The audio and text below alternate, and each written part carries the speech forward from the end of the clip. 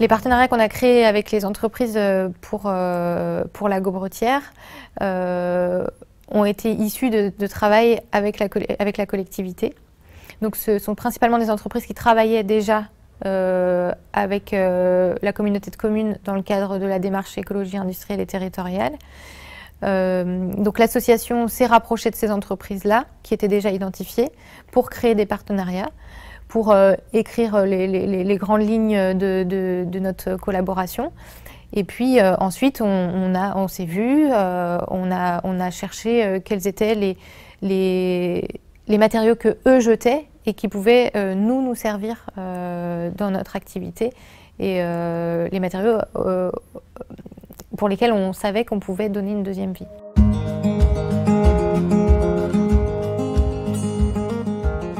On a commencé avec du bois et puis on a élargi vraiment en fonction des entreprises partenaires.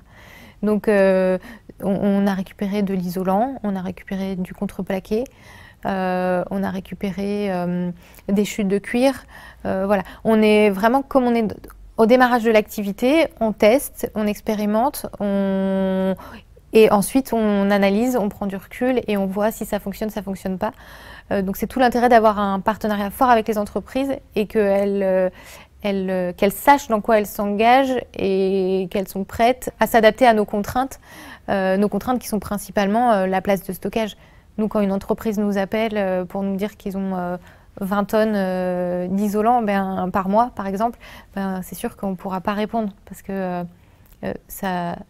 on n'aura pas la place pour stocker.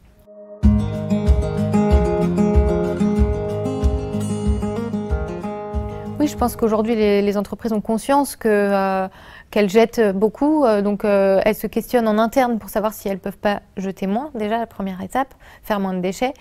Et deuxième étape, c'est de se dire, aujourd'hui, si c'était un déchet qu'elle jetait en tout venant, bien de se questionner et se dire, est-ce que je n'ai pas mieux à faire de ces déchets que de les jeter en tout venant? Est-ce qu'il n'y a pas une autre entreprise à qui ça pourrait servir?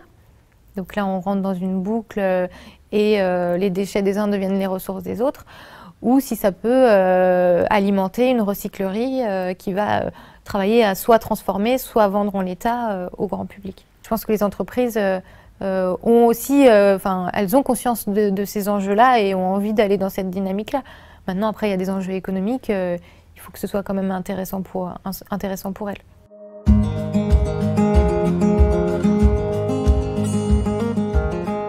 Ça a été un point de départ, je pense, la démarche EIT menée par la Comcom.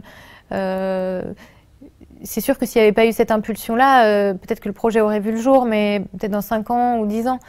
Là, ça a été catalyseur, c'est-à-dire que les entreprises étaient regroupées toutes à un même endroit, à réfléchir à comment mieux faire, moins produire de déchets, s'il y avait trouver des synergies entre elles, et à un moment donné a été évoquée l'idée d'une matériothèque. Donc le projet émane en quelque sorte de ces groupes de travail-là.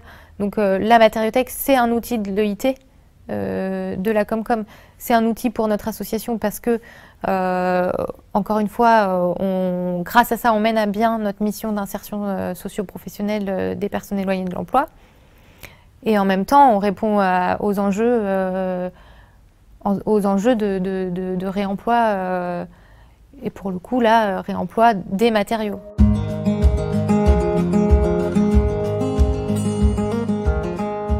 Donc c'est quelque chose qui est très valorisant pour moi comme pour les autres encadrants permanents, de travailler au quotidien à de bonnes actions finalement, puisqu'on travaille sur des enjeux d'aujourd'hui et de demain, la préservation de nos ressources, la réduction des déchets et accompagner l'humain. En tout cas, on voit que ça questionne parce que la collectivité est inondée de demandes de visites, de collectivités, d'entreprises.